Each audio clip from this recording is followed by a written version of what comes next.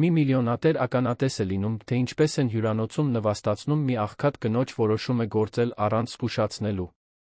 Այն, ինչ թվում էր սովորական առօրյա, բացահայտում է լրակյաց անարդարություն, որը տարիներ շարունակ տեղի էր ունենում բոլորի աչքի առաջ։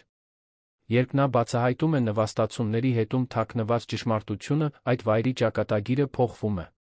Նախքան շարունակելը, բաժանորդագրվեք մեր ալիքին մեկնաբանություններում գրեք, թե որ քաղաքից եք մեզ դիտում։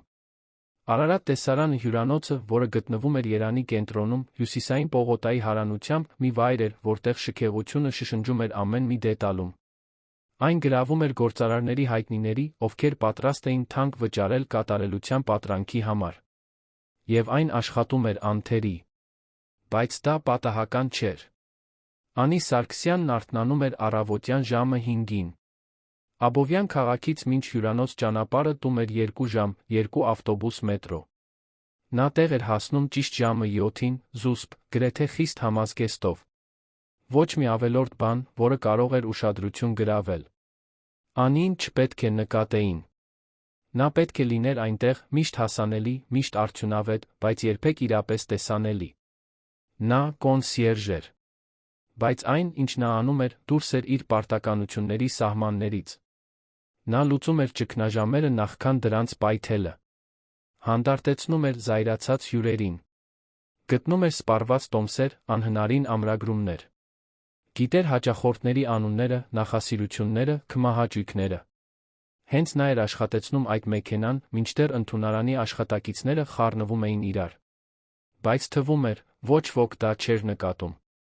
Մենեջեր Գառնիկ Կարապետյանի համար Անին ընդամենը մեխանիզմի մի մասնիկ էր, օգտակար այնքան ժամանակ, քանի դեռ մնում էր իրեն հատկացված տեղում։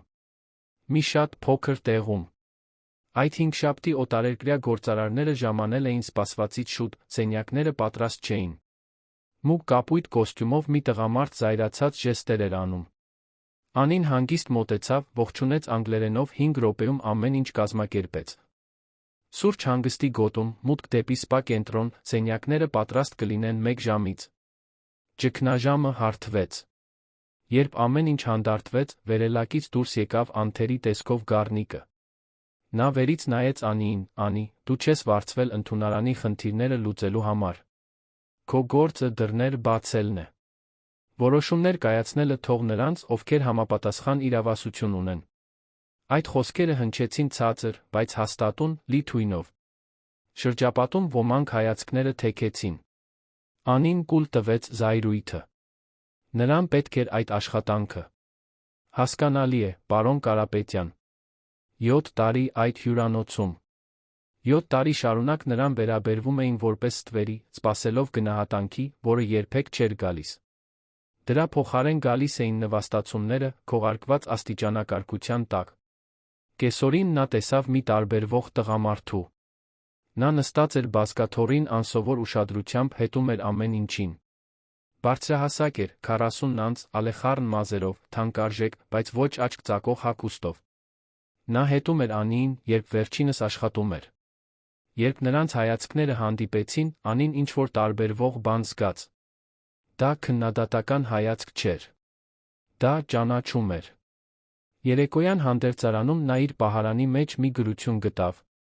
Կանացի ձեռագիր էր։ Զգույշ եղիր, թե քեզ ով ես երակայում։ Կան մարդիկ, ովքեր ծնվել են ծառայելու համար, մարդիկ հրամայելու։ Մի խառնիր դերերը։ Անին ճանաչում էր այդ ձեռագիրը։ Գայանե Մկրտչյանն էր, սպասարկման վերահսկողը, հավակնոտ մի կին, ով աշխատանքի էր անցել Անիից 2 տարի ուշ, բայց արդեն ղեկավար պաշտոն էր զբաղեցնում։ Գայանեն ուրիշների վրայով էր անցնում վեր բարձրանալու համար։ Նա տրորեց թուղթը։ Բայց բառերը արձագանքում էին նրա ներսում։ Դուրս գալիս նա կանգ առավ պտտվող դռների առջ։ Իսկ եթե ես այլս երբեք չվերադառնամ։ Այդ միտքը վախեցրեց նրան։ Բայց նա տարօրինակ թեթություն բերեց։ Նա հոգնել էր անտեսանելի լինելուց։ Հոգնել էր փոքր լինելուց։ Թերս ժամանակն էր հեռանալու։ Իր համար նոր դուռ բացելու։ Անին դուրս եկավ գրեթե կայացված որոշմամբ։ Գրեթե։ Որովհետև դեռ կար մի համառ հույս։ Բայց նա չգիտեր, որ ինչ-որ մեկը ուշադիր հետում է իրեն։ Եվ այդ ուշադրությունը կփոխի ամեն ինչ։ Հաջորդ առավոտ Անին եկավ աշխատանքի, պայուսակում ունենալով աշխատանքից ազատման դիմումը։ Այն գրել էր գիշերը, առանց եկամտի մնալու վախի սեփական արժանապատվությունը վերականգնելու անհրաժեշտության միջ։ Թուղթն այնտեղ էր, ծալված, սպասող։ Բայց նա դեռ չգիտեր՝ կունենա՞։ Արդյոք բավարար քաջություն։ Ժամը 11-ի կողմերը Գառնիկը կանչեց նրան։ Տոնը լուրջ էր։ Անի, քո ներկայացրած շաբաթական հաշվետվությունը թերի է։ Տեղեկատվություն է պակասում։ Սա լուրջ բաց թողում է։ Անին հոնքերը գիտեց։ Նա 3 անգամ ստուգել էր այդ հաշվետվությունը։ Ամեն ինչ տեղում էր։ Ամենայն հարգանքով, պարոն Կարապետյան, ես մի քանի անգամ վերանայել եմ։ Այն ամբողջական էր, երբ ուղարկեցի։ Գայանեն, հենված սեղանին, խաչեց ձեռքերը։ Անի, գուցե դու հոգնել ես։ Երբեմն մեզ թվում է, թե ամեն ինչ ճիշտ ենք արել, բայց շտապողականության մեջ սխալվում ենք։ Դա սխալ չէր, պնդեց Անին, զգալով թակարդը։ Ես ամբողջականն եմ հանձնել։ Գառնիկը ցույց տվեց տպագրված փաստաթուղթը։ Այնտեղ դատարկ դաշտեր կային։ Թերի տվյալներ։ Անին զգաց, թե ինչպես է հողը փախչում ոտքերի տակից։ Դա այն չէր, ինչ ինքն ուղարկել էր։ Այս անգամ աչք կփակեմ։ Բայց սա չպետք է կրկնվի։ Նման սխալը վտանգում է ամբողջ աշխատանքը։ Նա ուզում էր գոռալ։ Ուզում էր ասել, որ դա սուտ է։ Բայց գիտեր, որ անօգուտ է։ Նա մենակ էր։ Լավ, պարոն Կարապետյան։ Զուգարանում նա խորը շունչ քաշեց։ Նրանք սաբոտաժի էին ենթարկում իր աշխատանքը։ Ստեղծում էին ձախողումների պատմություն, որպեսզի հիմնավորեն իր հեռացումը։ Կամ ավելի վատ, ստիպեն նրան ինքնակամ հեռանալ կոտրված վիճակում։ Բայց ինչ-որ բան փոխվել էր։ Թերս դա այդ դաժան գրությունն էր։ Թերս հոգնածությունը։ Կամ թերս այն հայացքը։ Բազկաթոռին նստած տղամարդու հայացքը։ Նա որոշեց հետաքննել։ Սկսեց նշումներ անել ժամերի մասին, վերանայել էլեկտրոնային նամակները, պահպանել փաստաթղթերի պատճենները։ Եթե նրանք կեղտոտ խաղ էին խաղում, իրեն ապացույցներ էին պետք։ Կեսօրին տղամարդը նույն տեղում էր։ Անին մոտեցավ նրան։ Կարո՞ղ եմ ձեզ օգնել։ Նա ժպտաց։ Դա ճանաչողության ժպիտ էր, ոչ թե գայթակղության։ Որքան ժամանակ է, ինչ աշխատում եք այստեղ։ 7 տարի։ Եվ միշտ են ձեզ հետ այսպես վարվել։ Անին սեղմում զգաց կրծքում։ Ինչպես։ Ասես անտեսանելի լինեք։ Այդ բառը ռումբի պես պայթեց։ Անին անհարմար զգալով թեքեց հայացքը։ Ես ուղղակի իմ գործն եմ անում։ Գիտեմ։ Եվ շատ լավ եք անում։ Բայց թվում է, ոչ ոք դա չի նկատում։ Կամ ավելի վատ, նկատում են միտումնավոր անտեսում։ Այդ խոսքերի մեջ ճշմարտություն կար։ Իսկ բարձրաձայնված ճշմարտությունը այլ կերպ է ցավեցնում։ Կներեք, ես պետք է վերադառնամ, ասաց նա ու հեռացավ, նախքան տղամարդը կհասցներ պատասխանել։ Բայց օրվա մնացած մասը նա չէր կարողանում այդ խոսակցությունը հանել մտքից։ Ո՞վ էր այդ տղամարդը։ Ինչու էր նա ուշադրություն դարձնում։ Եվ ինչու առաջին անգամ։ Այսքան տարիների ընթացքում նա իրեն տեսանելի զգաց։ Երեկոյան նա դուրս եկավ այգի։ Շնչելու կարիք ուներ։ Դիմումը դեռ պայուսակում էր։ Բայց հիմա դա չափազանց հեշտ լուծում էր թվում։ Փախչելը կլուծեր հարցը։ Թե՞ դա պարզապես անհետանալու հերթական ձն էր։ Մտածում եք հեռանալու մասին։ Անին բացեց աչքերը, տեսավ տղամարդուն։ Նա չմոտեցավ, հարգելով տարածությունը։ Ինչու եք ուզում իմանալ, հարցրեց նա, չափազանց հոգնած լինելով քաղաքավարի լինելու համար։ Որովհետև ես ճանաչում եմ մեկին, ով պատրաստվում է հանձնվել։ Եվ կարծում եմ, դա մեծ կորուստ կլինի։ Անին դառը ծիծաղեց։ Դուք ինձ չեք ճանաչում։ Ոչ։ Բայց ես ճանաչում եմ նման վայրերը։ Ճանաչում եմ ձեր մենեջերի պես մարդկանց։ Եվ ճանաչում եմ ձեզ պես կանանց։ Բանիմաց, նվիրված, լիովին անտեսված։ Անին նայեց նրան։ Նրա մեջ ինչ-որ բան կար, որն ապակայունացնում էր։ Դա խղճահարություն չէր։ Դա հարգանք էր։ Եթե եկել եք ինձ փրկելու, ապա ժամանակ եք վատնում, ասաց նա, վեր կենալով։ Ես չեմ եկել ոչ մեկին փրկելու։ Ես եկել եմ դիտարկելու։ Եվ այն, ինչ տեսա, մի մարդ է, ով շատ ավելին արժե, քան այս վայրն առաջարկում է։ Անին կոկորդում սեղմում զգաց։ Նա չէր պատրաստվում լաց լինել։ Ոչ այստեղ։ Նա շրջվեց հեռանալու համար, բայց նախքան այդ հարցրեց. Ինչ է ձեր անունը։ Տղամարդը ժպտաց. Արամ։ Արամ Վարդանյան։ Եվ նա հեռացավ, թողնելով Անին կրծքում մի տարօրինակ զգացողությամբ։ Երկար ժամանակ անց առաջին անգամ ինչ-որ մեկն ասել էր, որ նա արժեք ունի։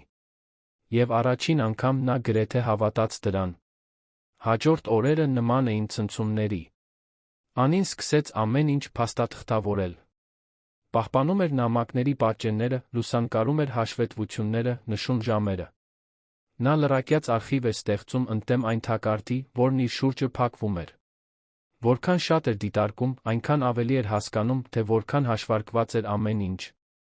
Գայանեն ավելի սանձարձակ դարձավ։ Հրապարակավ գծու մեկնաբանություններ էր անում, կասկածի տակ էր դնում Անիի որոշումները, անհարմար իրավիճակներ ստեղծում։ Այդ ամենը քողարկված էր մասնագիտական մտահոգությամբ, բայց լի էր թույնով, ցանկացած վստահություն խաթարելու համար։ Ուրբաթ օրը, անձրոտ մի առավոտ, մի կարևոր հյուր էր սպասում նրան նախասրահում։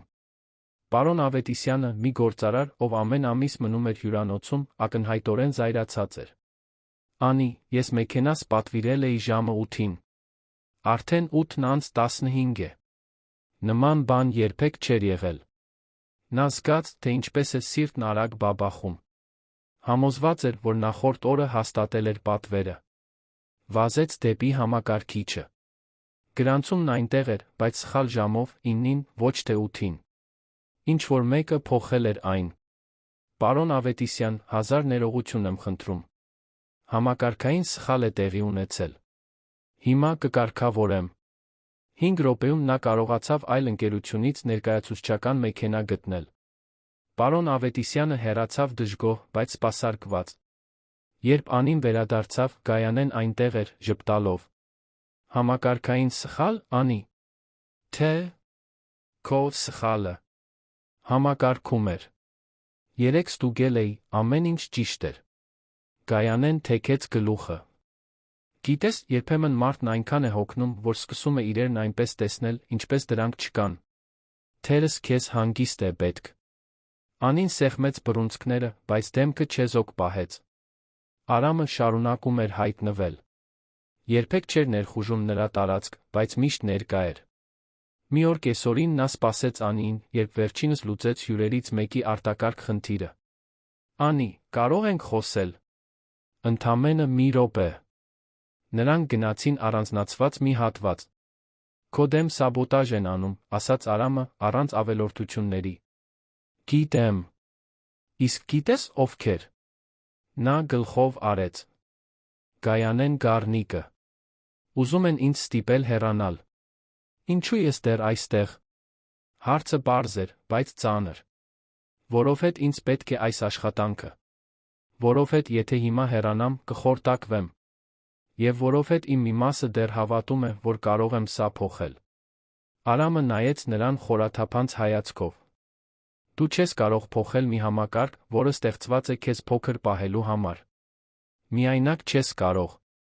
Այդ դեպքում, ինչ պետք է անեմ։ Դադարիր ընդունել դա։ Դադարիր կուլ տալ։ Դադարիր հավատալ, որ դու դրան արժանի ես։ Այդ խոսքերը հնչեցին որպես տարիներ շարունակ խեղդված բղավոց։ Հեշտ է խոսելը, երբ ամսվա վերջում փողի կարիք չունես։ Իրավացի ես։ Բայց փողով արժանապատվություն չես գնի, Անի։ Իսկ դու քոնը շատ էժան ես վաճառում։ Այդ նախադասությունը հարվածի պես էր։ Նա ուզում էր պատասխանել, բայց գիտեր, որ Արամը ճիշտ է։ Նա օրեցօր հրաժարվում էր ինքն իրենից։ Պետք է վերադառնամ աշխատանքի։ Նախքան հեռանալը, Արամը թեթակի բռնեց նրա ձեռքը։ Դու անտեսանելի չես, Անի։ Ես տեսնում եմ քեզ։ Եվ եթե ես կարողանում եմ, ուրիշներն էլ կկարողանան։ Այդ թվում, դու ինքդ։ Անին հեռացավ արագ բաբախող սրտով խառնված մտքերով։ Ո՞վ էր այս տղամարդը։ Ինչու էր նրան հետաքրքրում։ Եվ ինչու էր ինքը սկսում վստահել նրան։ Այդ երեկո նրան կանչեցին Գառնիկի սենյակ։ Այնտեղ էին Գառնիկը, Գայանեն Սոնա Գալստյանը, մարդկային ռեսուրսների բաժնից։ Անի, մենք պաշտոնական բողոք ենք ստացել պարոն Ավետիսյանից։ Սա 2 շաբաթվա ընթացքում արդեն 3-րդ միջադեպն է։ Մենք պետք է վերանայենք քո դիրքը։ Անիի արյունը սառեց։ Կարող եմ պաշտպանվել։ Սոնան բարձրացրեց հայացքը։ Իհարկե։ Այս միջադեպերը իմ սխալները չեն եղել։ Իմ գրանցումները փոփոխվել են։ Ես ունեմ պատճեններ, որոնք դա ապացուցում են։ Գառնիկը բարձրացրեց հոնքը։ Դու ակնարկում ես, որ ինչ-որ մեկը քեզ սաբոտաժի։ Ենթարկում։ Ես դա հաստատում եմ։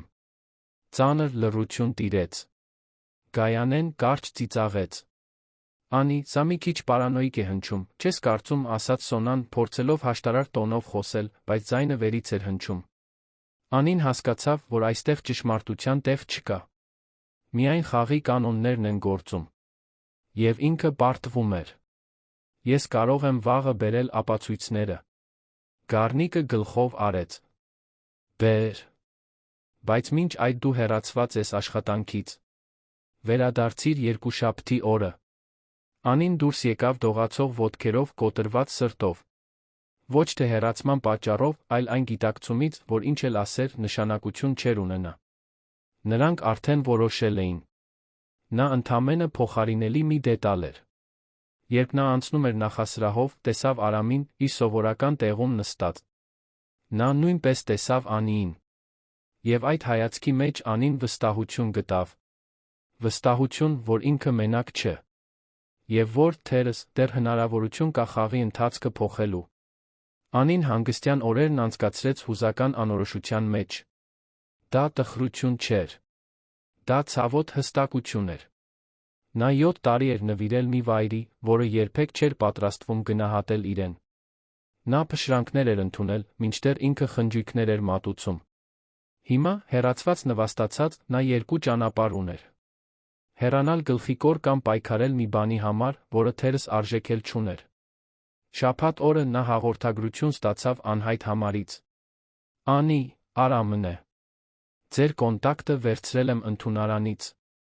Գիտեմ, որ սա կարող է ներխուժում թվալ, բայց ես պետք է խոսեմ ձեզ հետ։ Ոչ թե հյուրանոցի, այլ ձեր մասին։ Կարող ենք հանդիպել։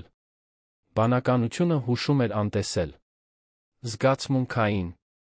Կողմը, հոգնած լինելով միշտ բանական լինելուց, պատասխանեց. այո։ Նրանք հանդիպեցին Կասկադի մոտ գտնվող մի համեստ սրճարանում, հյուրանոցից հեռու։ Արամն այլ տեսք ուներ։ Պարզ շապիկ, ջինսե տաբատ։ Ավելի մատչելի, ավելի իրական։ Շնորհակալ եմ, որ եկաք։ Չգիտեմ, ինչու եկա։ Բայց կարծեցի, որ պարտք եմ այս զրույցը։ Դուք ինձ ոչինչ պարտք չեք։ Բայց ուրախ եմ, որ ընդունեցիք հրավերը։ Լռություն տիրեց։ Հետո Արամը խոսեց։ Ես գիտեմ, ով եք դուք։ Ոչ միայն նրանից, ինչ տեսել եմ, այլ որովհետև ուզեցի իմանալ։ Հարցրել եմ ձեր մասին։ Խոսել եմ աշխատակիցների հետ։ Եվ բացահայտել եմ մեկին, ով այդ վայրը կանգուն է պահում, մինչդեռ մեղադրվում է այն ամենի համար, ինչը սխալ է գնում։ Մեկին, ով վախենում է հեռանալ, որովհետև կարծում է, թե ավելի լավ ոչինչ չի գտնի։ Բայց դուք սխալվում եք։ Անին թեքեց հայացքը։ Դուք չգիտեք, ինչ է նշանակում արթնանալ առանց որևէ վստահության։ Չգիտեք, ինչ է նշանակում կախված լինել մի աշխատավարձից, որը հազիվ է ծածկում ծախսերը։ Իրավացի եք։ Ես չգիտեմ։ Բայց ես գիտեմ, ինչ է նշանակում թերագնահատված լինելը։ Գիտեմ, ինչ է նշանակում հարգանքի համար պայքարել այնպիսի վայրերում, որտեղ քեզ ուզում են փոքր տեսնել։ Եվ ես կարողանում եմ ճանաչել, երբ ինչ-որ մեկը պատրաստվում է հրաժարվել սեփական պատմությունից։ Եվ ինչ եք ուզում, որ ես անեմ։ Հեռանամ։ Եվ ինչ անեմ հետո։ Դուք արդեն կայացած մարդ եք, Անի։ Դուք արդեն անում եք այն ամենը, ինչ անում է մենեջերը։ Լուծում եք ճգնաժամեր, կառավարում եք մարդկանց, կանխատեսում եք խնդիրները։ Տարբերությունն այն է, որ դուք դա անում եք առանց տիտղոսի, առանց ճանաչման, առանց արդար աշխատավարձի։ Դա բանիմացության պակաս չէ։ Դա շահագործում է։ Այդ խոսքերը ռումբի պես էին։ Նույնիսկ եթե ճիշտ եք, դա ինչ է փոխում։ Ամեն ինչ է փոխում։ Որովհետև երբ հասկանում ես, որ խնդիրը քո մեջ չէ, դադարում ես ընդունել անընդունելին։ Անին նայեց նրան, իսկապես նայեց։ Ես ուժասպառ եմ եղել, Արամ։ Հոգնել եմ մենակ պայքարելուց։ Նա մեկնեց ձեռքը թեթակի դիպավ Անիի ձեռքին։ Այդ դեպքում դադարիր մենակ պայքարել։ Այդ հպումը էլեկտրական հոսանքի պես էր։ Անին զգաց, թե ինչպես իր ներսում ինչ-որ բան կոտրվեց։ Դա թուլություն չէր։ Դա թույլտվություն էր։ Թույլտվություն, լինելու մարդ։ Լինելու խոցելի։ Լինելու տեսանելի։ Նրանք ժամերով զրուցեցին։ Արամը պատմեց, որ գործարար է, բիզնեսներ ունի տարբեր ոլորտներում, շատ է ճամփորդում։ Մանրամասների մեջ չմտավ։ Եվ Անին չպնդեց։ Կարևորն այն էր, որ այնտեղ նա անտեսանելի աշխատող չէր։ Նա մի կին էր, ում լսում էին։ Երբ նրանք դուրս եկան, արդեն մտնում էր։ Նախքան հրաժեշտ տալը, նա բռնեց Անիի ձեռքը։ Անի, դուք շփոթված եք։ Ինձ լավ չեք ճանաչում։ Բայց ուզում եմ իմանաք, դուք մենակ չեք։ Եվ երկուշաբթի օրը, երբ վերադառնաք, կհասկանաք ինչու։ Երկուշաբթի օրը Անին հագավ իր լավագույն պիջակը։ Երբ նա տեղ հասավ, նախասրահն այլ տեսք ուներ։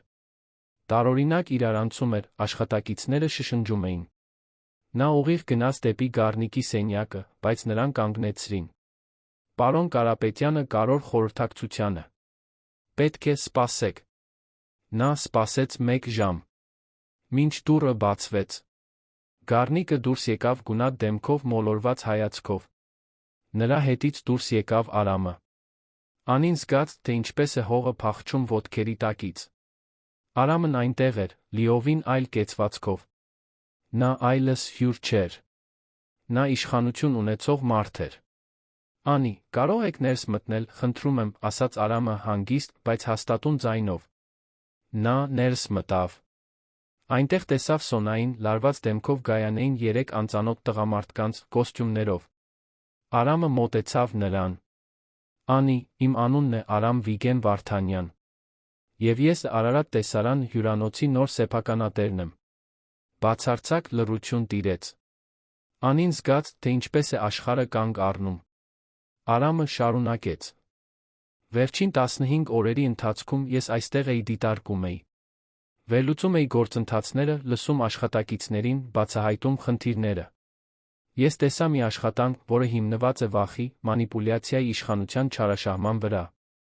Ես գտա մի փայլուն աշխատակցի, ում սաբոտաժի էին ենթարկում վերադասները, ովքեր վախենում էին նրա բանիմացությունից։ Եվ ես գտա մի մենեջերի, ով իր թագավորությունը կառուցել էր նվաստացումների վրա։ Գառնիկը փորձեց ինչ-որ բան ասել։ Արամը բարձրացրեց ձեռքը։ Դուք ազատված եք աշխատանքից, պարոն Կարապետյան։ Եվ դուք նույնպես, տիկին Մկրտչյան։ Ազատման փաստաթղթերը գծակերպվեն այսօր։ Գայանեն փորձեց բողոքել։ Տղամարդկանցից մեկը նրան ուղեկցեց դեպի դուռը։ Գառնիկը հեռացավ պարտված։ Անին շոկի մեջ էր։ Արամը շրջվեց նրա կողմը։ Անի, ես գիտեմ, որ դուք ունեք ապացույցներ այն ամենի մասին, ինչ գրել եք։ Եվ ես ուզում եմ, որ դուք դրանք ներկայացնեք մարդկային ռեսուրսների թիմին։ Բայց մինչ այդ, ես ուզում եմ ձեզ մի առաջարկ անել։ Նա անխոս նայում էր Արամին։ Ես ուզում եմ, որ դուք ստանձնեք գործառնությունների գլխավոր մենեջերի պաշտոնը։ Ինքնավարությամբ, լիազորություններով այն գնահատանքով, որին միշտ արժանի եք եղել։ Սենյակը պտտվեց նրա շուրջը։ Արցունքները հայտնվեցին։ Դրանք տխրության արցունքներ չէին։ Դրանք թեթության, արդարության նոր սկզբի արցունքներ էին։ Դուք սա ինձ համար արեցիք։ Արամը ժպտաց։ Ես սա արեցի հանուն արդարության։ Բայց չեմ հերքի, որ դուք եք պատճառը, որ ես ուշադրություն դարձրի։ Եվ ուրախ եմ դրա համար։ Անին նայեց նրան։ Այն տղամարդուն, ով տեսավ իրեն, երբ ոչ ոք չէր տեսնում։ Եվ 7 տարվա մեջ առաջին անգամ նա զգաց, որ այլս կարիք չունի ուրիշների համար դռներ բացելու։ Որովհետև ինչ-որ մեկը վերջապես մի դուռ էր բացել իր համար։ Անին անմիջապես չընդունեց առաջարկը։ Ոչ թե այն պատճառով, որ չէր ուզում, այլ որովհետև պետք է վստահ լիներ, որ դա լավություն չէ։ Որ դա ողորմություն չէ կամ սիրավեպից ծնված առաջխաղացում։ Նա ժամանակ խնդրեց մտածելու համար։ Արամը համաձայնեց։ Դուք ժամանակ ունեք մինչ վաղը։ Բայց իմացեք, որ այս առաջարկը նվեր չէ։ Սա այն ամենի ճանաչումն է, ինչ դուք արդեն անում եք, ինչը երբեք չի գնահատվել։ Անին դուրս եկավ, գլուխը պտտվելով։ Լուրը հյուրանոցում տարածվեց հրդեհի պես։ Աշխատակիցները նրան նայում էին հետաքրքրությամբ, ոմանք հարգանքով, ոմանք նախանձով։ Բայց Անիին դա չէր հետաքրքրում։ Առաջին անգամ նա չէր անհանգստանում, թե ինչ են մտածում իր մասին։ Այդ երեկո, միայնակ լինելով Աբովյանի իր տանը, նա նայեց պատուհանից։ 7 տարվա անտեսանելիություն։ 7 տարի ուրիշների համար դռներ բացելով, մինչդեռ իր դուռը մնում էր փակ։ Եվ հիմա ինչ-որ մեկը ոչ միայն բացել էր դուռը, այլ առաջարկել էր բանալին։ Բայց կար Արամը։ Եվ դա այն մասն էր, որն ամենաշատն էր վախեցնում։ Եթե նա ընդուներ առաջարկը, իր կյանքը անդառնալիորեն կապվելու էր նրա կյանքի հետ։ Իսկ նա չգիտեր, կարող է վստահել այդքան մեծ ուժ ունեցող մեկին։ Հաջորդ առավոտ նա գտավ Արամին։ Ես ընդունում եմ։ Բայց պայմաններով։ Արամը ժպտաց։ Լսում եմ։ Ես ուզում եմ լիակատար ինքնավարություն, թիմը վերակազմավորելու համար։ Ուզում եմ լիազորություններ, փոփոխություններ իրականացնելու համար։ Եվ ուզում եմ թափանցիկություն։ Եթե ես ստանձնում եմ այս պաշտոնը, ապա այն պատճառով, որ արժանի եմ, այլ ոչ թե այն պատճառով, որ մեր մեջ կա ինչ էլ որ դա լինի։ Արամը վեր կացավ, մոտեցավ նրան։ Ես ձեզ առաջարկեցի այս պաշտոնը, որովհետև դուք ամենաբանիմաց մարդն եք, ում տեսել եմ այս հյուրանոցում։ Այն, ինչ տեղի է ունեցել մեր մեջ, դա չի փոխում։ Բայց ես նա չեմ պատրաստվում ծածնել, թե ոչինչ չեմ զգում։ Ուրեմն եկեք այսպես պայմանավորվենք։ Դուք ստանձնում եք պաշտոնը, անում եք այն աշխատանքը, որը միշտ պետք է անեիք, իսկ հետո, երբ ձեզ հարմարավետ կզգաք, կխոսենք մնացածի մասին։ Առանց ճնշումների։ Պայմանավորվեցինք։ Առաջին օրերը շատ լարված էին։ Անին ստանձնեց պաշտոնը, սկսեց ամեն ինչ վերակազմավորել։ Խոսեց յուրաքանչյուր աշխատակցի հետ, լսեց բողոքները, քարտեզագրեց խնդիրները։ Նա բացահայտեց, որ միայն ինքը չէր տառապում։ Կար չարաշահումների, հովանավորչության անարդարությունների մի ամբողջ համակարգ։ Նա արագ փոփոխություններ իրականացրեց։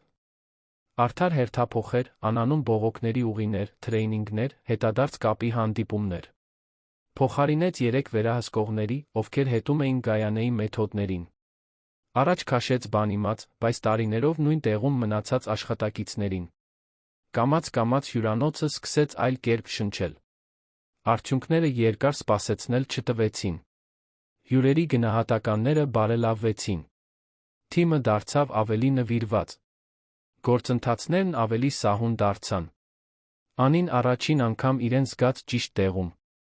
Բայց հեշտ չէր։ Կար դիմադրություն։ Մարդիկ, ովքեր չէին ընդունում փոփոխությունները։ Նրանք, ովքեր լուրեր էին տարածում, թե նա այնտեղ է միայն սեփականատիրոջ հետ կապ ունենալու պատճառով։ Անին լսում էր այդ մեկնաբանությունները, զգում էր դրանց ցավը, բայց նահանջ չէր տալիս։ Որովհետև գիտեր, որ դա ճիշտ չէ։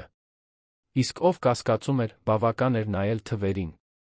Արամը պահպանում էր մասնագիտական հեռավորությունը։ Նա հայտնվում էր ռազմավարական հանդիպումների համար, վերանայում էր հաշվետվությունները, հաստատում ներդրումները, բայց երբեք չէր միջամտում Անիի որոշումներին։ Եվ դա ամեն ինչ փոխեց։ Անին պետք է ապացուցեր նախառաջ ինքն իրեն, որ ինքն ընդունակ է։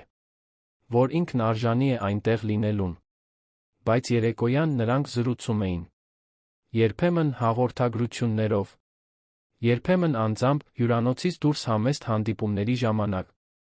Դա դեռ սիրավեպ չէր։ Դա զգույշ մտերմացում էր, լի հարգանքով այն ամենը, ինչ կառուցվում էր, փչացնելու վախով։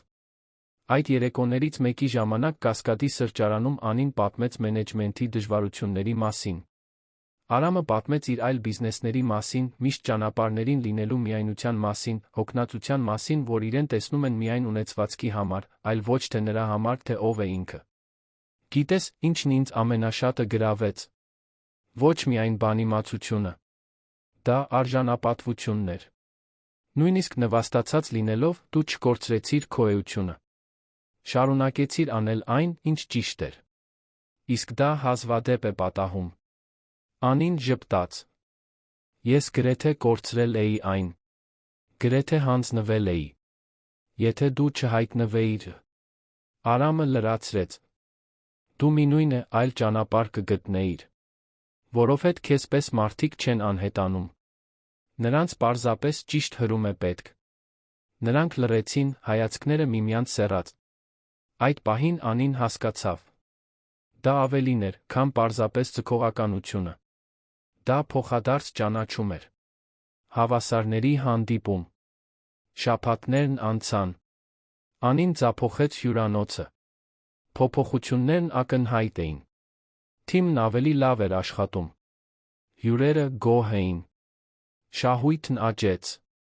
Երբ Արամը եռամսյակի արդյունքները ներկայացրեց ներդրողներին, Անի անունը հնչեց գովասանքով։ Հենց այդ պահին նա հասկացավ, ինքն ապացուցել է։ Հյուրանոցին, թիմին, Արամին և ամենակարևորը, ինքն իրեն։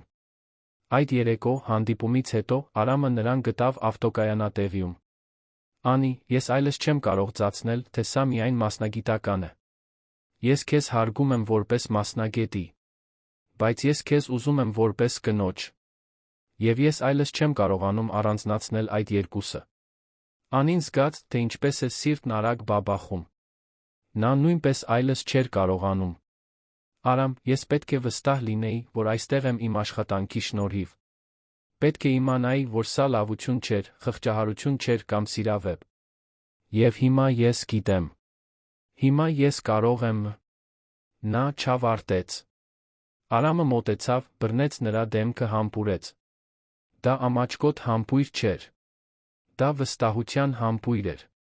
Հանձնվելու խոստման համբույր։ Երբ նրանք առանձնացան, Անին շնչակտուր էր։ Բայց երկար ժամանակ անց առաջին անգամ նա իրեն ամբողջական զգաց։ Ոչ թե այն պատճառով, որ Արամն էր լրացնում իրեն, այլ որովհետև ինքն իրեն թույլ էր տվել լինել ամբողջական։ Մասնագետ կին։ Ուժեղ խոցելի։ Բանիմաց սիրահարված։ Այնտեղ, այդ ավտոկայանատեղիում, երանյան գիշերվա թույլ լույսերի տակ, Անին հասկացավ, որ իր պատմությունը փրկվելու մասին չէր։ Այն սեփական անձը ճանաչելու մասին էր։ Եվ մեկին գտնելու մասին, ով կտեսնի իրեն հենց այնպիսին, ինչպիսին կա, բավարար։ Նա միշտ էլ այդպիսին էր եղել։ 3 ամիս անց Արարատ տեսարան հյուրանոցն արդեն ուրիշ էր։ Ոչ թե կառուցվածքով, այլ էությամբ։ Թիմն աշխատում էր փոխադարձ հարգանքով։ Գործընթացները հստակ էին։ Առաջխաղացումներն արդար էին։ Եվ Անին ղեկավարում էր ոչ թե որպես մի կեղծարար, ով սպասում է բացահայտվելուն, այլ որպես մեկը, ով պատկանում է այդտեղ։ Որովհետև ինքն էր կառուցել դա։ Որովհետև ինքն էր արժանի դրան։ Արամը մնում էր որպես սեփականատեր, բայց իր ժամանակը բաժանում էր հյուրանոցի այլ ներդրումների միջ։ Աշխատանքային ժամերին նրանք պահպանում էին անթերի մասնագիտական հարաբերություններ։ Հանդիպումների ժամանակ Անին ներկայացնում էր արդյունքները, առաջարկում փոփոխություններ, վիճարկում որոշումները, երբ անհրաժեշտ էր։ Իսկ Արամը սատարում էր, ոչ թե որպես պաշտպան, այլ որպես գործընկեր, ով վստահում էր նրա աշխատանքին։ Բայց հյուրանոցից դուրս նրանք այլ էին։ Երկու չափահաս մարդիկ, ովքեր ընտրել էին միասին լինել, առանց շտապողականության, առանց դրամայի, առանց որևէ բան ապացուցելու կարիքի։ Հանգիստ ընթրիքներ։ Խորը զրույցներ։ Հարմարավետ լռություն։ Մի հարաբերություն, որը հեքիաթ չէր, բայց իրական էր։ Եվ դա ավելի լավ էր։ Անին դեռ բնակվում էր Աբովյանում։ Նա մերժեց Արամի առաջարկը տեղափոխվել ավելի մոտ գտնվող բնակարան, որի համար նա կվճարեր։ Նա պետք է կառուցեր իր անկախությունը սեփական միջոցներով։ Եվ հիմա, արդար աշխատավարձով, նա կարող էր դա անել։ Նա գումար էր խնայում սեփական բնակարան գնելու համար։ Իր կողմից նվաճված բնակարան։ Մի առավոտ, երբ նա վերանայում էր աշխատանքային գրաֆիկները, նրան այցելեց Լիլիթը, վերջերս վերահսկողի պաշտոնի բարձրացված մի նոր աշխատակից։ Նա նյարդայնացած էր։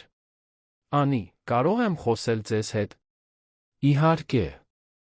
«Նստիր»։ Աղջիկը նստեց, ձեռքերը խաղացնելով։ «Ուզում էի շնորհակալություն հայտնել։ Հնարավորության համար։ 5 տարի նույն պաշտոնում էի, միշտ ավելին էի անում, բայց երբեք չէի գնահատվում։ Երբ դուք ինձ բարձրացրիք, կարծեցի, սխալմունք է»։ Անին ժպտաց։ «Սխալմունք չէր։ Դու բանիմաց ես։ Իսկ բանիմացությունը արժանի է ճանաչման։ Միշտ»։ Երբ Լիլիթը դուրս եկավ, Անին մնաց մենակ, նայելով պատուհանից։ Նա հիշեց, թե ինչպիսին էր լինել մյուս կողմում։ Լինել անտեսանելի։ Նա հասկացավ, որ իր պայքարն իզուր չէր։ Ոչ միայն այն պատճառով, որ ինքը հաղթեց, այլ որովհետև հիմա կարող էր դռներ բացել ուրիշների համար։ Կարող էր լինել ինչ-որ մեկի համար այն, ինչ ոչ ոք չեղավ իր համար։ Այդ կեսօրին հայտնվեց Արամը։ Ներդրողների հանդիպումից հետո նա մտավ Անիի սենյակ։ «Մի րոպե ունես»։ «Քեզ համար, միշտ»։ Նրանք գնացին տանիք, մի հանգիստ վայր, որտեղից երում էր քաղաքը։ Արամը բռնեց նրա ձեռքը, մատները հյուսելով նրա մատներին։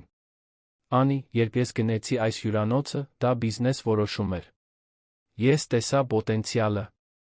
Տեսա մի աշխատանք, որը կարող էր ավելի լավը լինել։ Բայց ես չէի սպասում հանդիպել քեզ։ Չէի սպասում գտնել մեկին, ով ինձ նույնպես կստիպի ավելի լավը դառնալ»։ Անին սեղմեց նրա ձեռքը։ «Արամ, դու ինձ չփրկեցիր։ Դու ինձ տեսար։ Եվ դա փոխեց ամեն ինչ։ Բայց ինձ փրկողը ես էի։ Երբ որոշեցի այլս չընդունել նվաստացումը։ Երբ որոշեցի պայքարել այն ամենի համար, ինչին արժանի էի»։ Նա ժպտաց։ «Գիտեմ։ Եվ հենց դրա համար եմ քեզ սիրում։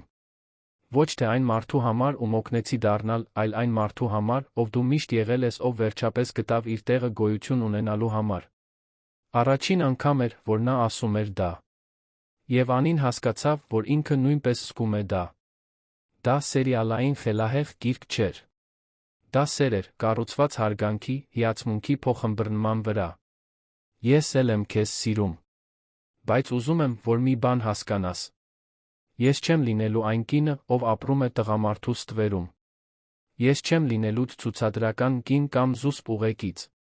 Եթե սա վերածվի ավելի լուրջ բանի, ես շարունակելու եմ մնալ Անի Սարգսյանը, այս հյուրանոցի գլխավոր մենեջերը, ով աշխատում է, որոշումներ է կայացնում, սխալվում է, ուղղում է, աճում է։ Սա քննարկման ենթակա չէ»։ Արամը նրան իրեն քաշեց։ «Ես քեզ ուրիշ կերպ չեմ էլ ուզում։ Ես ուզում եմ այն կնոջը, ով հանդիպումների ժամանակ վիճում է ինձ հետ, երբ կարծում է, որ ես սխալ եմ։ Ես ուզում եմ այն կնոջը, ով չի ընդունում պակասը, քան արժանի է։ Ես քեզ ուզում եմ ամբողջությամբ»։ Նրանք համբուրվեցին այնտեղ, տանիքում, մինչդեռ երանը շնչում էր նրանց շուրջը։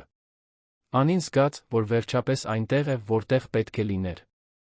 Ոչ թե այն պատճառով, որ ինչ-որ մեկն իրեն այնտեղ էր դրել, այլ որովհետև ինքն էր պայքարել տեղ հասնելու համար։ 6 ամիս անց հյուրանոցը մրցանակներ շահեց։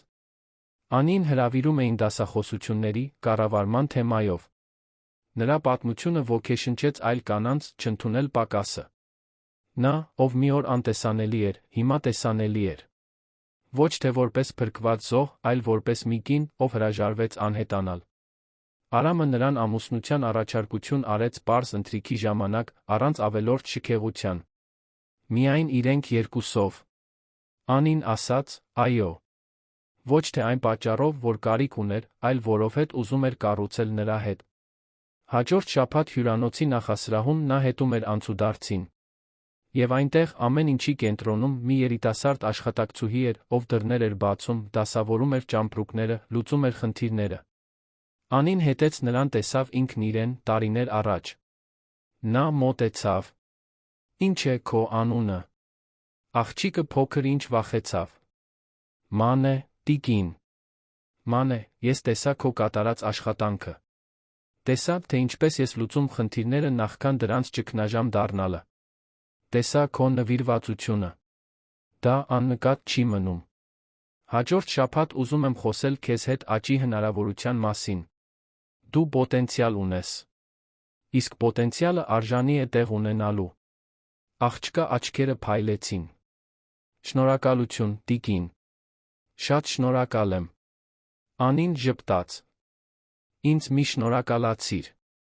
Պարզապես թույլ մի տուր ոչ մեկին համոզել քեզ, որ դու անտեսանելի ես։ Որովհետև դու այդպիսին չես։ Ոչ ոք այդպիսին չէ։ Այդ երեկո, դիպչելով պտտվող դռանը, որն ինքը բացել էր այնքան շատ անգամներ, Անին կանգ առավ։ Նա նայեց հետ դեպի լուսավորված նախասրահը, դեպի հյուրանոցը, որն այլս բանտ չէր, այլ նվաճում։ Եվ նա հասկացավ, որ իր պատմությունը երբեք ծառայելու մասին չէր։ Այն սովորելու մասին էր, որ երբ ինչ-որ մեկը հրաժարվում է ընդունել նվաստացումը որպես ճակատագիր, երբ ինչ-որ մեկը որոշում է, որ ինքն ավելին է արժանի, ոչ մի դուռ ընդմիշտ փակ չի մնում։ Որովհետև բանալին միշտ իր մոտ է եղել։ Միշտ իր ձեռքերում է եղել։ Պարզապես պետք էր քաջություն ունենալ այն օգտագործելու համար։ Եվ Անին օգտագործեց այն։ Եվ վերջապես, նա ազատ էր։ Եթե դուք հավատում եք, որ ճակատագիրը կարող է վերագրվել, որ սերը կարող է ծաղկել այնտեղ, որտեղ ամենաքիչն եք սպասում, որ նույնիսկ ամենամեծ մարտահրավերները կարող են հաղթահարվել նրանց կողմից, ովքեր հանդիպում են հակադիր աշխարհներում, ապա իմ պատմությունները ձեզ ասելիք ունեն։ Եկեք, ընկղմվեք այս պատմությունների մեջ, որտեղ կյանքերը հանդիպում կերպարանափոխվում են։ Լավագույնը դեռ առջում է։ Եվ ով գիտի, գուցե դուք ձեզ գտնեք դրանցից մեկում։ Ես արդեն մի քանի տարի է պատմում եմ պատմություններ, ինձ համար մեծ հաճույք է ձեզ հետ կիսվել յուրաքանչյուր գլխով, յուրաքանչյուր հույզով։ Եթե ձեզ դուր եկավ, չմոռանաք հավանել, բաժանորդագրվել ալիքին մեկնաբանություններում, թողնել այն քաղաքի անունը, որտեղից լսում եք այս պատմությունները։ Ես շատ կցանկանայի իմանալ, թե որտեղից եք դուք, ինչպես են իմ խոսքերը հասնում ձեզ։ Մինչ նոր։